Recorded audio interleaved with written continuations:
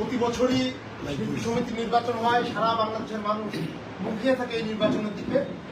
এবার সবচেয়ে ভালো একটা বিষয়, আমাদের যে নতুন সরকার ক্ষমতায় এসেছে, আসার পরে এই নির্বাচনে কোনো রকম ঝামেলা হয়নি, কোনো অপ্রীতিকর ঘটনা ঘটেনি।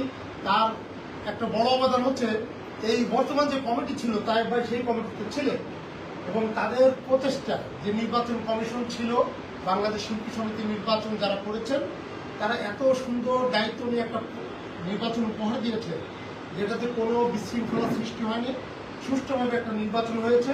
এবং সেই নির্বাচনে আসলে কথা বলতে সত্যের জয় সবসময় হয়। আমাদের বিয়েতে ভাই মানবতার ফিরিওয়ালা, একজন সফল চিত্রনায়ক, একজন সফল বাবা, একজন সফল স্বামী, হ্যাঁ, একজন সফল ভাই, আমাদের বড় ভাই, আমাদেরকে সে পরামর্শ দিয়ে থাকেন বিভিন্ন কাজে। তো উনি ওনার নিজের যোগ্যতা, ওনার নিজের কর্মের কারণে আজকে সবচেয়ে বেশি ভোট পেয়ে উনি গতকাল নির্বাচিত হয়েছেন। ইনশাআল্লাহ আমরা যারা ভাইয়ের সাথে দীর্ঘদিন থাকি, দীর্ঘদিন চলি, সুপার হিরো বিয়েতে ফ্যান ক্লাবের পক্ষ থেকে ভাইকে অসংখ্য ফুলের শুভেচ্ছা। তো আমরা আজকে এখানে এসেছি আমাদের সুপার হিরো বিয়েতে ফ্যান ক্লাবের সম্মানিত সভাপতি সাহেব, উনি দীর্ঘ 10 বছর বিদেশে আছেন, বাংলাদেশে আসেন, রিসেন্টলি আসবেন। আমরা আজকে তার পক্ষ থেকে, সুপার হিরো ফ্যান ক্লাবের পক্ষ থেকে ভাইকে আবারও শুভেচ্ছা জানাচ্ছি। যখন আমাদের রুহুল আমিন কিরণ ভাই দেশে আসবেন, তাকে নিয়ে আমরা ভাইকে আরেকটা সংবর্ধনা দেব।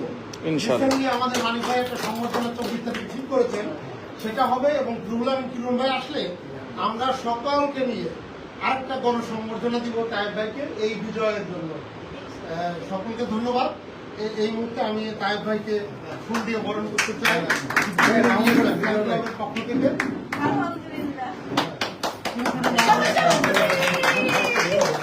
মামনিকেও আমরা ফুল দিয়ে বরণ করতে চাই। আজকের এই জয়ের পিছনে সবচেয়ে বেশি এই মামনিকে ধরে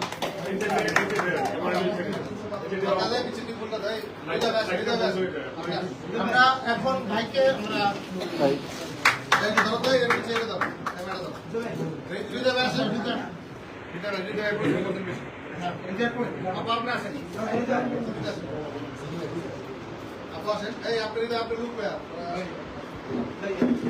দুই ভাগ করে দিই, সবাই হয়ে যাবে।